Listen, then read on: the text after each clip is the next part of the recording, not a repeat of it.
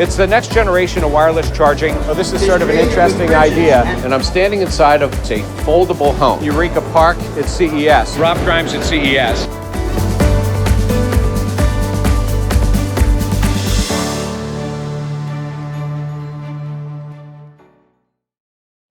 Rob Grimes at CES.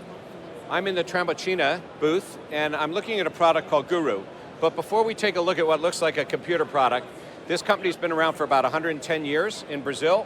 They actually are homewares and cookwares type of company. They sell all kinds of things in that, but they've decided to get into the automated cooking market.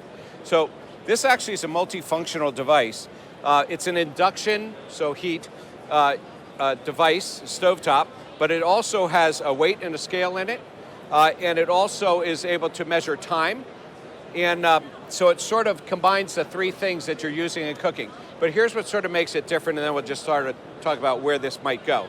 So actually they have chefs behind me that are doing some things here. So the idea is that for home cooking, you can go ahead and have this. It connects to your phone or your laptop or your tablet. It'll give you the instructions. It's going to know by weight and timing, you know, what it is that you put into it, how long you're cooking it, and if you put something in that's more than what you were supposed to, it'll ask you if you want to adjust it.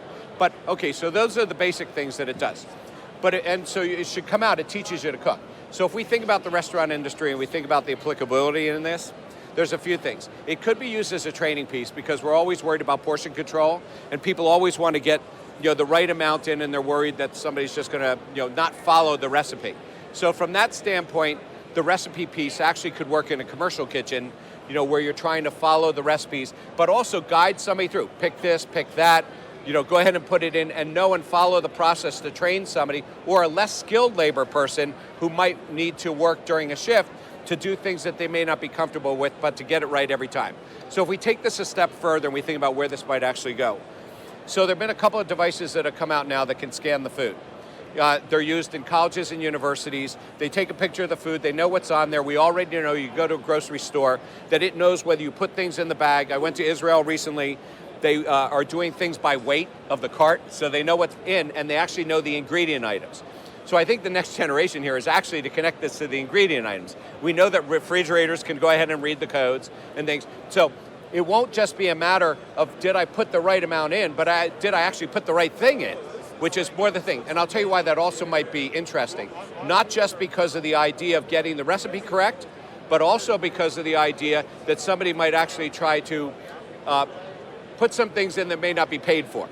And so that's the whole idea why you weigh a shopping basket or you look at the things that you scan that go in. Well, this could do technically the same thing also by weight, by the way, because if you take a protein and you throw it in there like, you know, shrimp, or you put a steak in there, it's going to know that perhaps that was not the same as some liquid that you might have put in there. So anyway, interesting device, connected, you know, smart cooking, probably has some commercial uses in the future for cooking, consistency, training, a number of different things, and some steps that'll go further than where they are now. But for a 110-year-old company, I guess they're going to be around for another 110 years. So I'm sure we'll see some more advancement in this technology coming up. So something of the afterthought on what we just saw, but if you're actually knowing what's going into the pan and they're knowing how they're prepared, there are people who have food allergies, that's always an issue.